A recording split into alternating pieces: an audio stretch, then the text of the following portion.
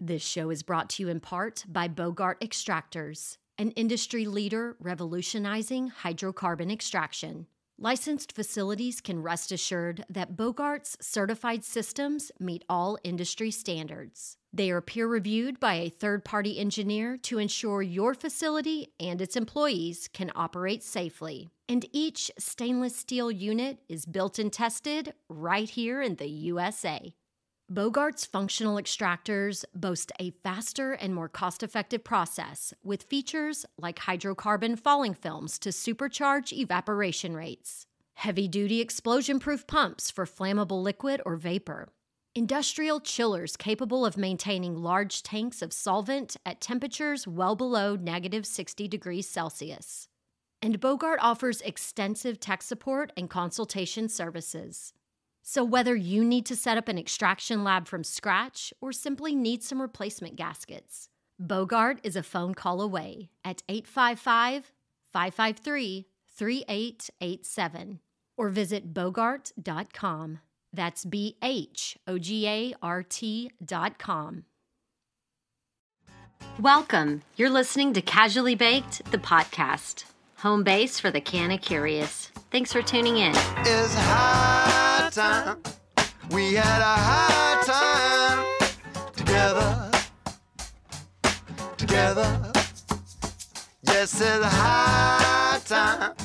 We had a high time together. Hi, y'all. I'm Jo, your host and cannabis lifestyle guide. Have you missed me? I've certainly missed you, and I'm happy to reconnect after my winter broadcasting break. I'm using this first episode of the 2022 season to get back in the saddle and loop you in on what's new and different with the podcast. Life in the cannabis industry has evolved considerably since I started the podcast 5 years ago. Farmers and small business owners here in California, we're currently fighting for our livelihoods. I've watched leaders emerge in our industry, standing up for sensible tax reform, relief for farmers, and a transparent equity program that invests money back into the equity businesses and the communities they serve. But even bigger than that, citizens around the world are waking up and standing up to totalitarianism and rejecting the obscene mandates eager to strip layer after layer of personal sovereignty away from us. With everything going on in the world, I find it difficult to simply cover the hottest new products in cannabis when I'm watching truckers and Canadians being canceled and defunded for peacefully holding the line for our freedom. I have friends here hitting pause on their lives to stand up for our medical freedom and to educate communities on our civil rights so that they don't disappear into the murky waters we're navigating. It is a really potent time in our world's history, and we need all of us to offer that special light that's unique to us. If you don't know what your gift is, maybe ask Mama Cannabis to give you a hint. As for me, I felt the roller coaster of emotion the past 6 months. Feeling defeated, wanting to quit, call this business a failure and just move on to something else. But the truth is, when I'm looking through the lens of a soulful entrepreneur, Casually Baked isn't a failure. I get way too many emails and messages of gratitude for the service I provide to our community. But my business model, that mofo went up in flames when all hell broke loose in the world. And Casually Baked, it stopped paying a living wage. Crystal, my sister and consciousness coach who knows the struggle, she shared an email with me that included this quote from Dr. Shauna Menard. "It's not about the money, but you have to make money so that it's not about the money." End quote. I'm oversharing all of this because I know there are so many of us soulful entrepreneurs right now burning out, trying to decide the next best move. I still don't know what's next for me, but over the past few months, I've surrendered to the experience of becoming. All I know is I want to feed both your soul and mine along the way. I'm getting more and more comfortable asking for help and not needing to know how that help will manifest. And I do feel help. I know I'm not alone. There's always support out there that we can't necessarily name, and we can't put our physical hands on it, but it exists. It exists in synchronicities and in those moments of opening a little more to the possibilities and even to miracles. Help also comes when we're inspired to take a chance. And by saying yes to adventure and play, and no, hell no, to more of what's stifling our spirit. During my winter broadcast break, while considering shutting her down, I reconnected with today's guest, who gave me a reason to be hopeful. Dan Humiston is a serial entrepreneur and cannabis podcaster. He founded Tanning Bed in 1985 and led the organization for 30 years, growing it into one of the largest indoor tanning companies in the United States with over 1,000 employees. Dan also founded and sold Sunlink Software, Eurowalls, Handmade Memories, and the Cannabis World Congress Business Expo. Most recently, Dan created PodConx, the industry's fastest-growing cannabis-specific podcast network. Something that doesn't get talked about much is the advertising prohibition we face in the cannabis space. The technocrats control our presence on the major social platforms and search engines. Of course, like most things in life, money can create solutions to these pesky problems. But you gotta have money to spend money to make money. And for the podcasters, farmers, and small business owners that I know, we're balling on a budget. So earmarking $5 to $10 grand per month for an agency-run digital marketing campaign, it's a stretch.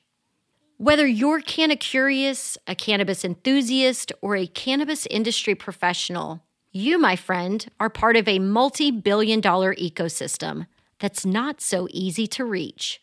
So today, we're talking about the power of teamwork to make the dream work in cannabis, and how bringing our unique voices and perspectives together not only serves the cannabis community, but helps us financially support ourselves. And as podcasters, we're providing a platform and megaphone for cannabis businesses to reach interested and engaged new customers. It's the smoke circle of life, my friend, and it's time to get casually baked. Are you ready to make bad days a thing of the past? I invite you to explore the why behind the things you do every day that make you feel awesome. In his new book, Make It a Great Day, author Jarrett Robertson shares small ideas you can use to feel your best. So the next time you're looking for ways to improve your day or mood, you're empowered to do just that. Your day can't control you when you follow this roadmap to thrive. Purchase Make It a Great Day on Audible or online at makeitagreatday.ca. All right. Dan, thank you so much for being my very first podcast of the 2022 season. Oh, it's my pleasure. I'm so happy to be here. I know it's probably like riding a bike, but I'm a little nervous. I feel I haven't done this in a couple of months. I feel a little rusty. When was your last episode? Well, I published my last episode right before Christmas, but I recorded it at the beginning of December. Oh. So I'm going on a few months of not doing this. Yeah, but it wasn't like you were just sitting around doing nothing for those few months. You've been very busy. Yes, and part of it is working with you.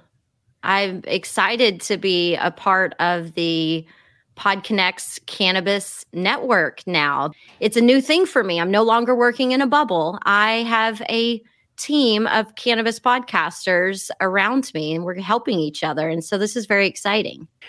It's exciting for me too. And I'm glad that you feel the same energy that I do. You know, as a podcaster, you are really on an island. I mean, it's one thing to be an entrepreneur. I've been an entrepreneur my whole life, but when you're a podcaster, you are really on an island because, you know, I used to have customers at least coming in, and I was always talking to customers, and I'd be like, hey, listen to this idea. What do you think? Or let me show you this.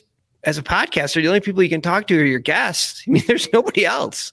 Yes. And being a cannabis podcaster, I really don't interact with a lot of other cannabis podcasters because I just try to do my thing, stay in my lane, not trying to copy someone else. I don't want to know who other people are interviewing. I just want my shit to be authentic. But then, you reached out to me and we started having the conversation, and now I'm getting more acquainted with other cannabis podcasters, and it's refreshing because, I come up with ideas, and when you don't have somebody to talk to them about, you're not sure. I'm like, okay, I'm publishing this. I have no idea how it's about to be received. I was super excited when you said, "Hey, Dan, I want to do this because I wanted to build off of your energy." It's like 1 + 1 = 5. It's exciting because I get re-inspired, whether it's you or somebody else, and you're like, "Dan, I got this great idea." And I was like, "Oh my gosh, how come I didn't think of that?" It's sometimes these are just like right in front of us and we miss them.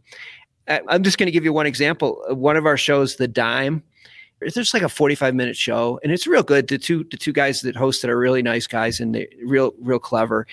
And they were afraid that people didn't want to commit to 45 minutes. So they started a companion show, like the cliff notes of their main show.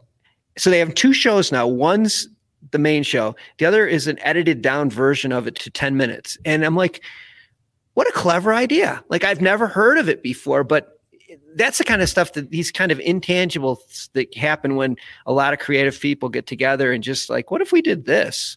It's funny because I was on their show, and that was my first question. I was like, I talk a lot. I don't think I can do a 10-minute show. Your shit says it's 10 minutes. And they're like, well, that was the original idea and we can't keep it to that. So it's fun how they were able to kind of bring it back around and, offer the 10-minute version or the full length version. So good for them.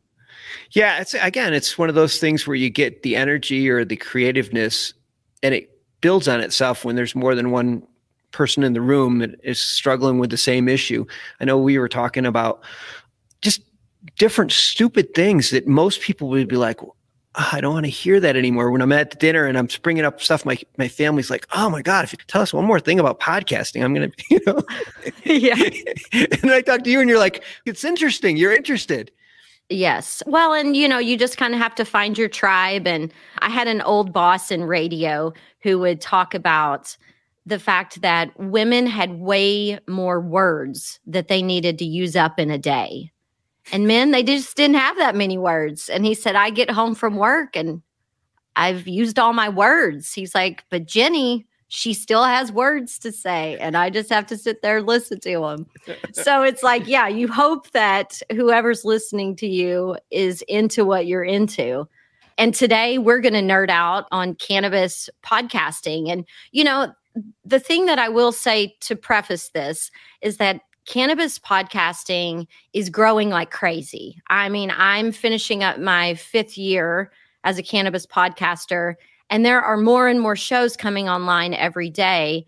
And so I like this idea of us all teaming together, not only for ourselves, but also for the cannabis audience, the listeners, the people that want to hear from people that are interested in talking to them or to sell them something. Yeah. I'm like, we eat, we sleep, just because I consume cannabis doesn't mean that I lead a totally weird, bubbled off life. Like, how can we make it easier for you to talk to us?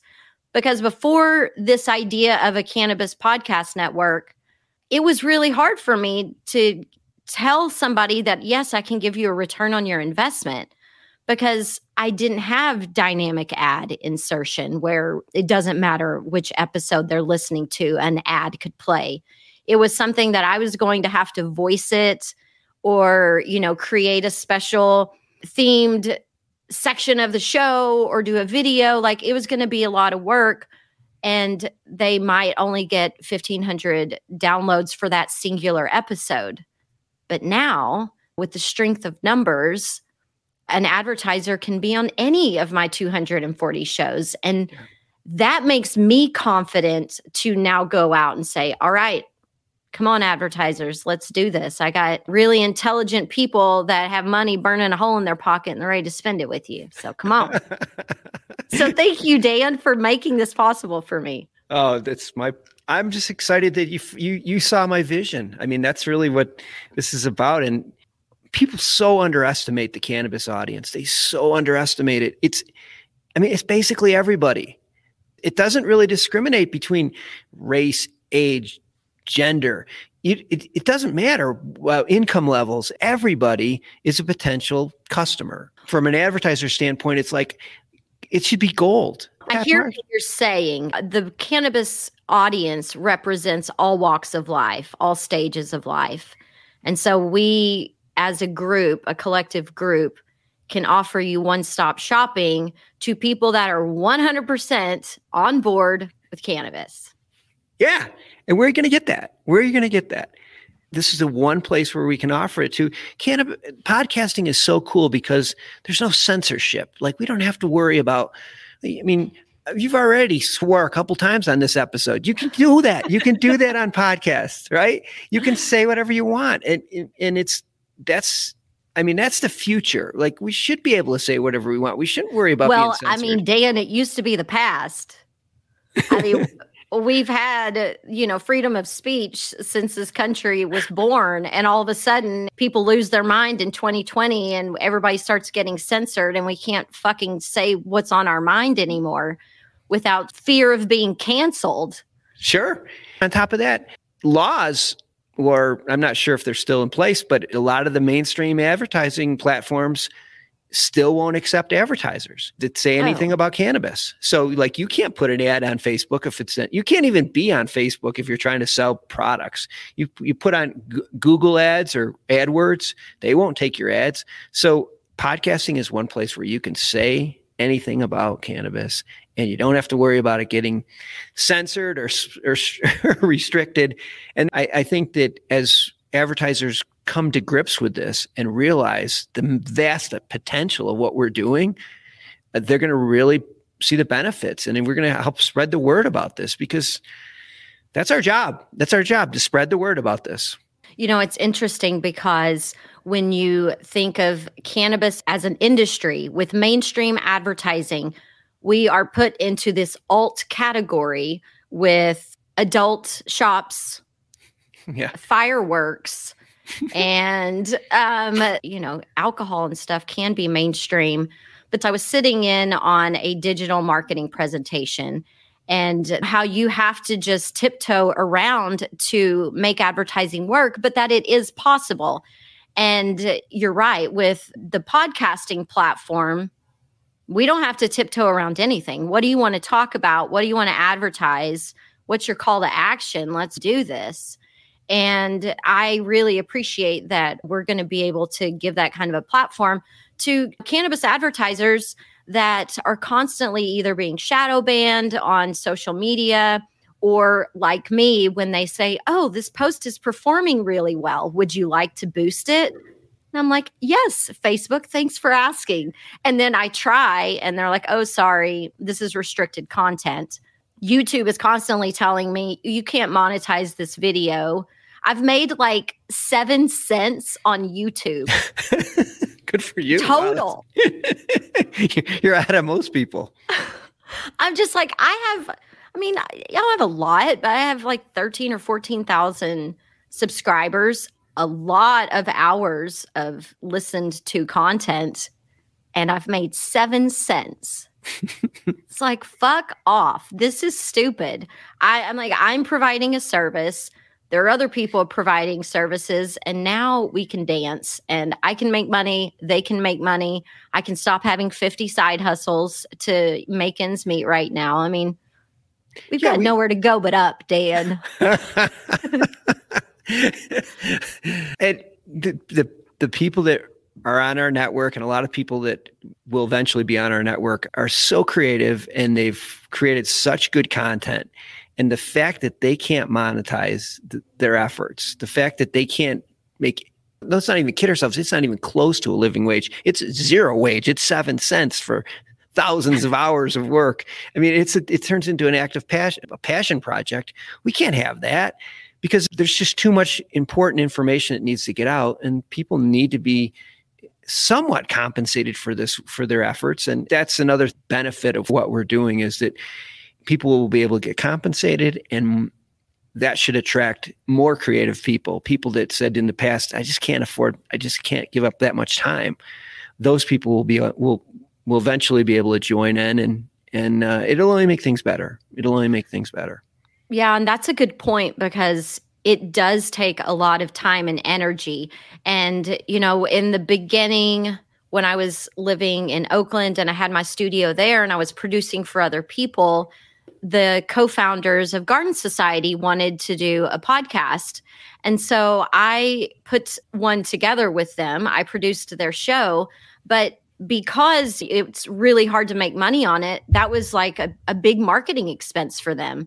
And when they went back to start raising money again, that's something that they had to cut those costs. It's not cheap to produce a podcast. So if someone's doing it well, anybody can plug something in and record. But to do it well, it takes time, it takes energy, it takes money, it takes focus. And we need to be able to compensate each other for this whole thing. And a little bit of talent. Thank you. Yeah, I think so. I think for me to be doing this for 5 years, if I sucked at it, I would have already quit. But for me, I'm like, okay, I'm good at this. So help me help you. Right. It's so easy to be on a podcaster show who is professional and talented, because you make it easy for the guest, and then the flow improves and the conversation is that much better. I mean, there's a reason why some of these podcasters have millions of followers, because they're good. Mm-hmm. It's not just everybody can pick up a mic, but that being said, a lot of the people that have that kind of talent are going to be like, I can't waste it on this because there's no return. There's no ROI on this. That's why I think when we can provide some revenue for them, we will bring in this next wave, the Cannabis Podcasters 2.0. We'll take it to another level. The talent level will increase, and that'll increase the listenership, and the message will increase. Get the word out, and just. Yeah, I mean, ultimately, we have to think about the biggest picture is we want people to hear this message because we're trying to be a part of the shift in the consciousness of the country and our planet, and make plant medicine legal and easy to access, and, not taxed like crazy. And we're trying to share people's stories. I mean, ultimately, in one form or fashion, we're all storytellers.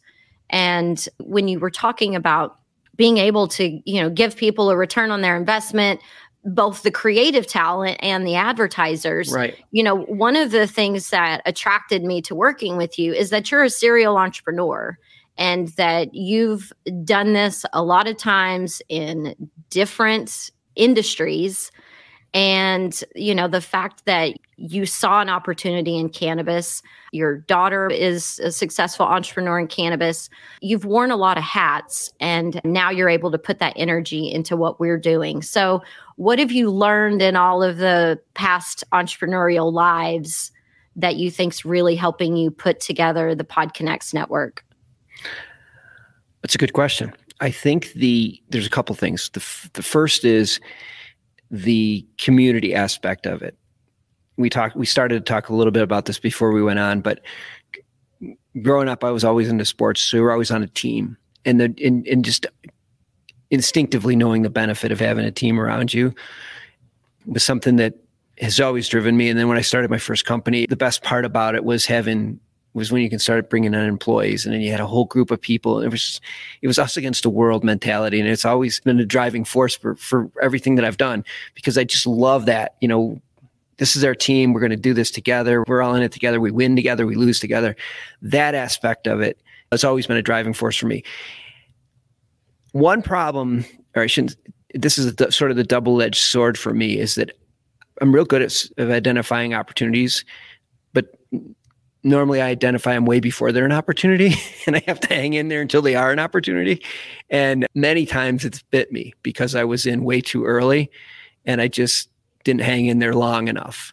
And I think that we're in one of those situations right now. We are in this, I know podcasting has been around for a long time, but it's evolving. I know cannabis has been around for a long time, but it's evolving. And we're at the intersection of these two mediums, and we are really early. We are really early. Like I said, 1.0, maybe even before 1.0, where you think about bringing all these together, like the fact that we're putting together this network and this concept seems pretty like, wow, that should have already been done. If it's been done, it hasn't been done correctly. And so I think as long as we can hang in there and build up the community of our fellow podcasters, at some point, Doritos and Domino's and Uber, they're all going to be begging to be on our platform. But we got to wait for them. And no junk foods allowed on Casually Baked, FYI. Oh, okay. I'll have to put. But I appreciate that. The thing about mainstream advertisers is they're so used to getting this down and dirty deal because you can buy Doritos in every corner store. Everybody knows Doritos or Coca-Cola. And the thing that we have to do as cannabis creatives is to make sure that people understand the value of our audience. You had a stat that you had posted on wefunder.com because you're currently doing some fundraising for PodConx. And you had said that the legal U.S. cannabis sales are projected to top $30 billion in 2022.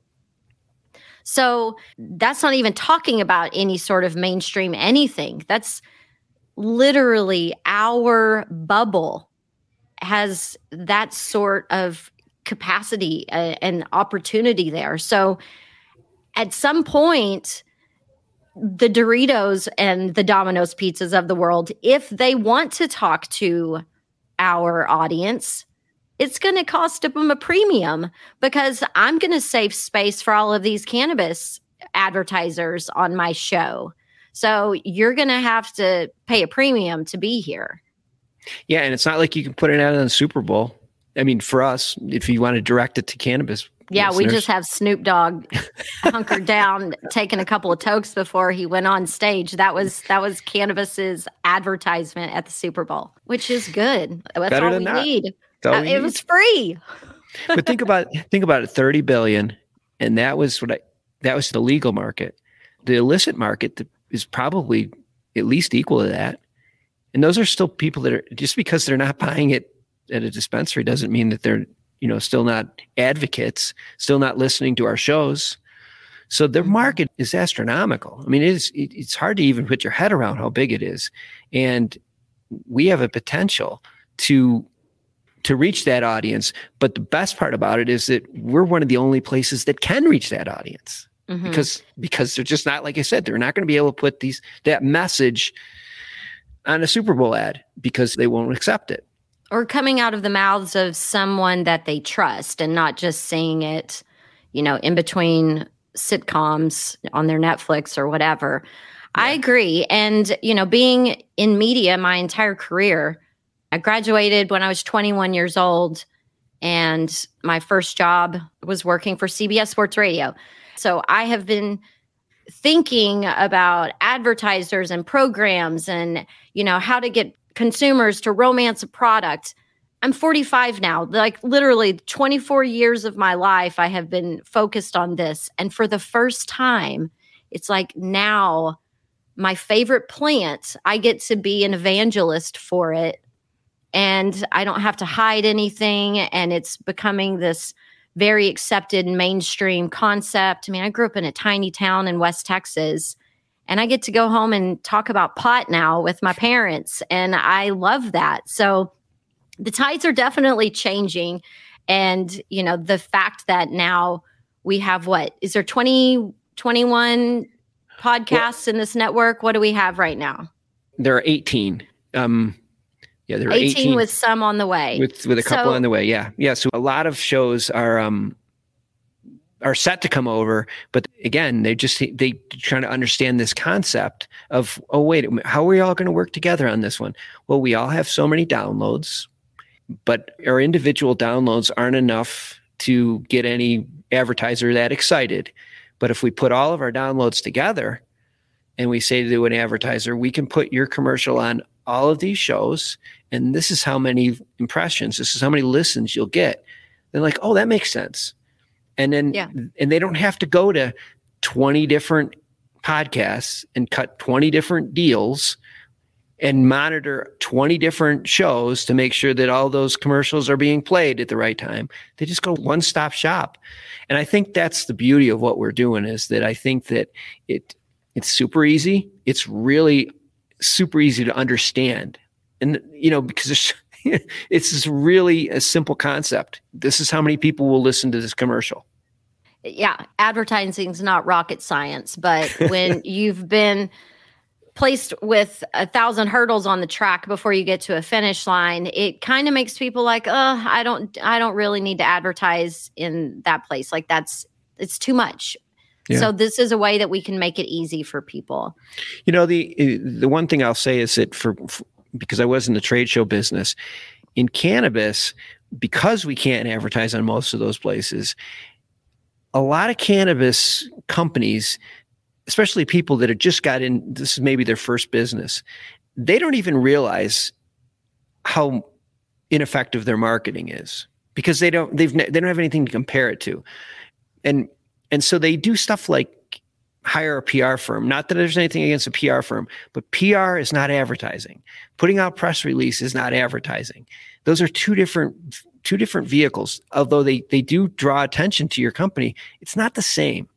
And so whether it's going to a trade show or going or doing PR or doing mailers, emails, campaigns, none of those are really, really effective or as effective as traditional advertising.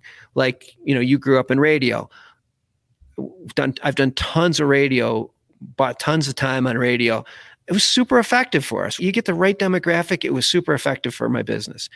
I can't even imagine not having radio or just some other form of media to promote your business. And most cannabis companies, it just hasn't clicked in, because they just say, well, we're not allowed to do it, so we're just going to hire a PR firm and let them take care of it. I'm like, that's not advertising. I have a few things to say about what you said. The one thing is, nothing is one size fits all. So, radio works for people that have a lot of locations. If it was one location, one brick and mortar, and I'm, in Bastrop and I'm selling Austin radio and I'm selling them the whole Austin metro, I'm sorry, somebody in downtown Austin is not going to drive to Bastrop to go eat lunch at your little spot. So you do have to figure out who is my target market, where are they hanging out, and what the heck is going on. Knowing exactly who your audience is and where they are and what your call to action is. I feel like this is a tutorial not only about what Cannabis podcasts can offer, but also things to think about before you decide you want to advertise.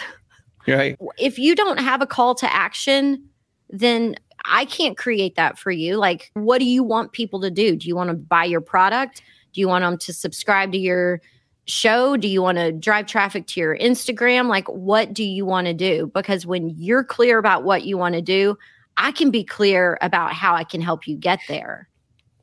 Yeah, sometimes it makes sense to do a branding commercial. Where you've seen those on TV, but especially for what we're doing, a call to action is so important. What are you selling? What do you need us to do? What do you want us to sell? And I think that's kind of, some of that falls onto our shoulders, because we're the professionals. We do this. This is what we do. And so if you give me some talking points, or you give us some talking points and you say, here's what I want to accomplish, let us run with it. And that's one of the other things that we provide is we can help you with your commercials. It's like, you don't have to do them yourself. We record them. Our hosts record their own commercials, or we can do one for the entire campaign, however you want to do it. But it's one less thing that the advertiser has to deal with. They don't have to go out and hire talent. They don't have to we used to have to do that when we were doing talent. Yeah. I remember I used to have to hire a talent, and then of course I'd get somebody, and then the campaign would go really well. And then the next year I'd be like, let's use that same voice because I have some equity in that voice. oh, guess what? My price just went up. Yeah, I'm super busy. We can do it, but it's twice as much this year because they know their voice is your spokesperson. But we can do that for you. We can do the commercials. We can do everything. The whole point of it is make it as easy for the advertiser as possible to get their message out. Make it as easy for the podcasters as possible to get advertisers on their podcast. And I think if you can provide those two services to both of those groups, I don't know how we could be stopped. Hear, hear. And the other thing I have to say, when you first reached out to me, I thought it was called PodConx. It was not registering. And whenever I went to your wefunder.com page and I heard you say that it's PodConx, I'm like, okay, this makes a lot more sense now. I just want people to know how to say it and that it is exactly what it says it is. It is connecting podcasts to give a louder, stronger voice to cannabis creatives and potential cannabis advertisers, speaking to a wide array of listeners, whether or not you're into lifestyle content like mine or cannabis business content or cannabis marketing content, like any different pool of people, if you will, collectively bringing these voices together, it makes the industry as a whole stronger. So thanks for what you're doing. And if y'all are curious about investing in my show and Dan's show and the PodConx network, you can go to wefunder.com and look up invest in PodConx. And that's PodConx, the Cannabis Podcast Network. And if anyone is curious, Dan, tell us about your cannabis show so people can know how to find you and listen to you. Let me give you a story first before I do that. I appreciate you just giving everybody that information. But the perfect example of living in an island is that when I came up with the name, I'm like, oh, this is brilliant. I can't believe nobody has this. I didn't have anybody to bounce it off. I didn't have anybody to shoot it over and say, hey, can you read this? What do you think? And I was like, oh, that's perfect. And then like the first day I'm talking to somebody and they're like, PodConx. And I was like, no, it's Connex. And then the next day, PodConx. And now I've already got all this. I've already put it everywhere. I got the domain and I've got everything. And I'm like, oh my God. And it was just like one day after another. And I got to a point where I was almost like, well, maybe I should just call it PodConx because everybody's getting it wrong. And it's like, had I just had Joe to bounce this off, I would have said, hey, Joe, what do you think? And you'd be like, I don't get the PodConx. And we would have done something differently. But too late now. The horse has already left the barn. Anyhow, But I did have a suggestion, and I think you won't have people making that mistake again because you changed the X to a lowercase x so that it's part of the CONX. And again, that was one of those forests from the trees. If I don't have a group of a community around me, Joe's like, Dan, I don't want you to take this personal because I know how logos are really, really something that people, but I think if you did a lowercase X and you kept the colors all the same, I think it would make more sense. And I was like, I've been struggling with this forever. That's a simple idea. Again, that came from it being a part of a community. And hopefully I can provide you with that same, some tip that's like you're struggling with and you're saying, oh my God, I can't believe I couldn't figure that out. But that's what you need when you have a whole community of people. So we have a lot of shows on the PodConx network and so many different, I don't want to say genres because they're all under the cannabis genre, but they all take a different tack, a different approach in little like nuances of our industry. Yeah. We have one show that does focuses a lot on the Grateful Dead, and we have another show that's focusing more on just hemp, and we have investing shows or there's just all kinds. At the end of the day, they all have something to do with cannabis/hemp. The show that I started with was MJ Bulls was because I knew everybody was trying to raise money. And I said, well, that's an interesting topic. I was always interested in that. And so that show was about companies that are raising money or investors that are investing money in the industry. And yeah, that's how I got my foot in the door with that. And that's been going on 4 years now doing those shows. And I love it. Was that your foot into cannabis, was through the investment side of things, you being curious about putting your money in the industry? How did you get here? My former business, and this it goes back to the getting in an idea before it's really popular. In 1985, I opened a tanning salon right out of college. I had 2 tanning beds, and that one tanning salon with 2 beds grew to, I think we were at 55 locations throughout New York State. And each store had like 40, 45 beds. I mean, they were gigantic, like super centers. And we were the largest tanning salon chain in the world at one point. I mean, I could make that argument. This is like in the late 90s. Well, the late 90s, early 2000s, I was someone who had my tanning membership. But as you can tell from my glowing white skin, I could only stay in one of those beds like 8 to 10 minutes before I stared burning. But, I was one of the ones that had the little Playboy bunny on my hip, All right. Yeah. How dark you were getting. we sold those. We sold those. So anyhow, in around 2012, you could sort of see that the sun was setting on that industry. Negative press and laws, regulations. I could just feel our numbers were down year over year for maybe 5 or 6 years. And I said, we got to move to the next thing. I saw a documentary about cannabis from Colorado. And this is before Colorado passed the rec law. And I'm like, oh my gosh, that's perfect. We'll convert all of our locations into dispensaries. This goes to show you how naive I am. And again, I'm in New York State, so this shows you how naive. So I did a combination of 2 things. I went to all my landlords and I've said, can I get that written into our lease? This is another, because in your leases, you're limited to certain, whatever you're selling.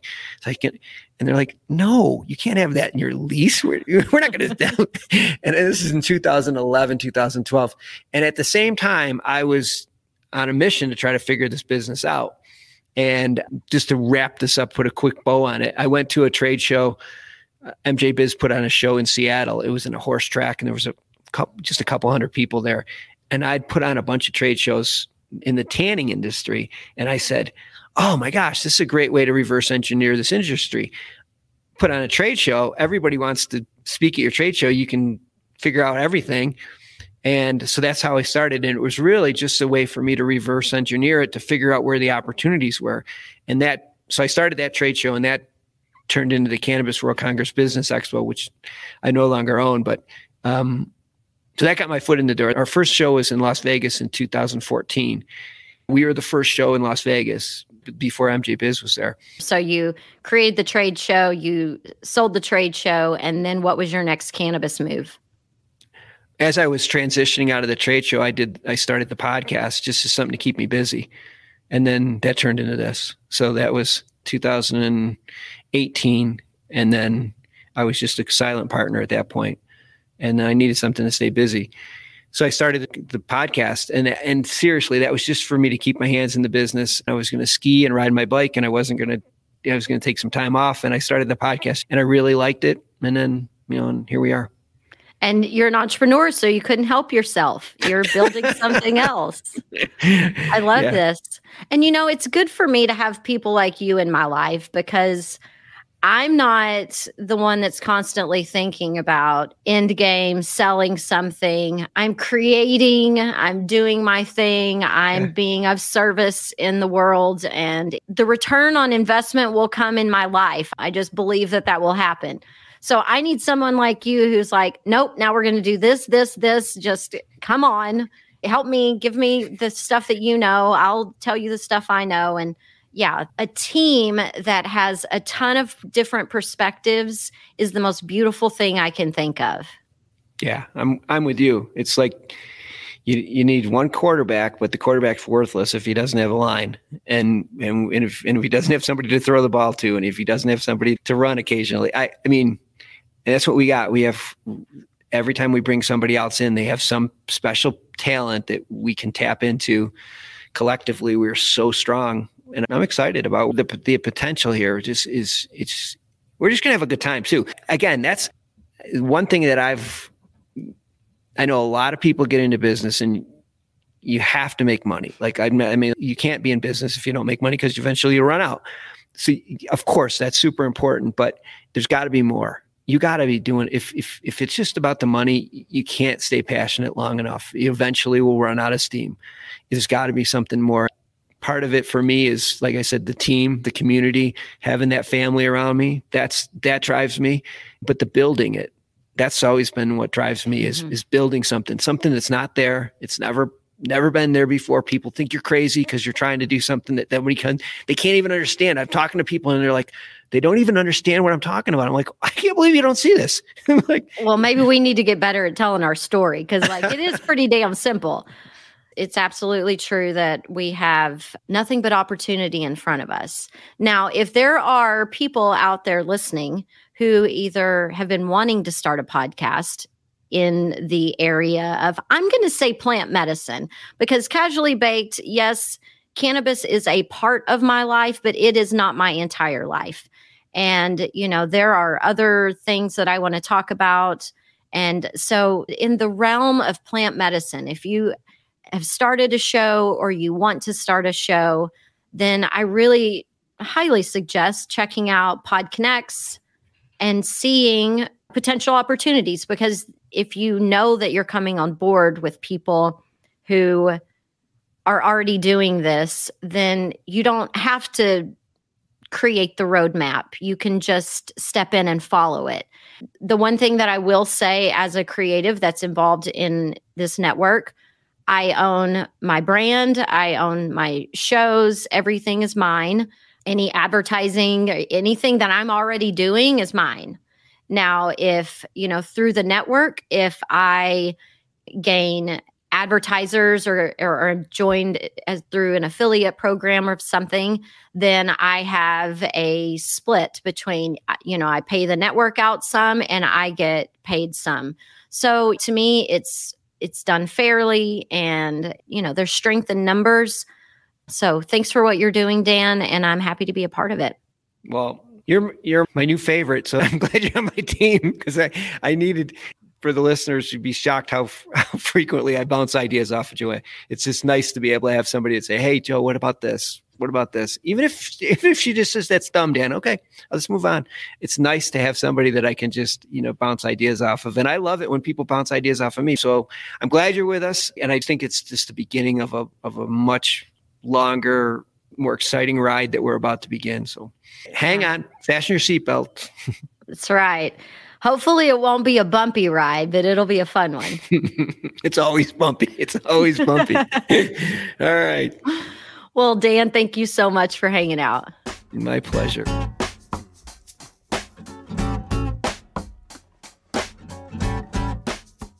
If your business or service is ready to reach the cannabis niche and you've got questions, head over to the Potcast 218 show notes at casuallybaked.com to learn more about Dan Humiston and about advertising on Casually Baked and other cannabis podcasts and events around the country. And thanks to those of you who completed the Casually Baked listener survey. I appreciate your feedback and am using it to shape this season's podcast interviews and event lineup. Moving forward, I'm slowing down my production schedule. I'll be releasing new episodes of the podcast bi-weekly. On deck, we're exploring the Oklahoma cannabis industry and looking under the hood here in California. We'll also meet up at the intersection of Christian values and cannabis. And I'm thrilled to bring you my discussion with Gabe Brown, author of Dirt to Soil. Another big project I birthed this winter was the completion of my book, Life at a Higher Level. This book is a collection of stories, lighthearted in nature, of course, but actual examples from my life. I hope you'll first find this book entertaining. I find that a laugh is sometimes all it takes to open your heart or change your mind. I also hope you'll find my stories relatable and that they gift you a new perspective on your own journey. Finally, I want you to discover that life doesn't have to be serious and difficult. Struggle isn't the only avenue to success, and money doesn't dictate a life well lived. In fact, it can be quite unnecessary. I figured that out when I quit my job, gave away my things, and set out on a midlife retirement to Bologna, Italy. And because I love telling you stories, I decided to launch Life at a Higher Level as an audiobook first.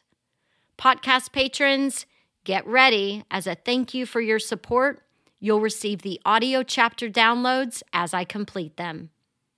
Thank you again for your patience and support as I hunkered down and took a couple of months to finish writing this book. I'm excited to be back in the studio recording. As always, email your requests or Canna Curious questions through the website or DM me on social. I'm at Casually Baked on Facebook, Instagram, Twitter, YouTube, and the WeedTube. And if you find value in the quality cannabis content I create, you can show me love in a couple of different ways. First, you can shop Casually Baked affiliates, which can be found on the website. Not only do you get discounts, but I also receive a small commission on anything you purchase. Or, if you'd rather, become a podcast patron for $5 per month at patreon.com/casuallybaked.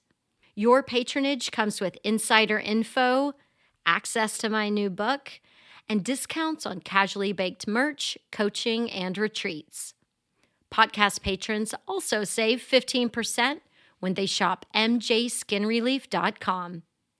However you choose to support this highly responsible cannabis movement, thanks for doing your part to puff, puff, pass it on. Yes, it's a high time. We had a high time together. Casually Baked, the podcast, was created, recorded, and produced by yours truly. Editing and sound design are in the capable hands of Jamie Humiston at PodConx. The podcast theme music is by my highly talented friend Seth Walker. If you aren't familiar with Seth's music, you can find High Time on his album Gotta Get Back, wherever you're buying your music these days. I know he didn't create High Time for me, but it sure as shit sounds like he did, right? I hope you'll tune in next time.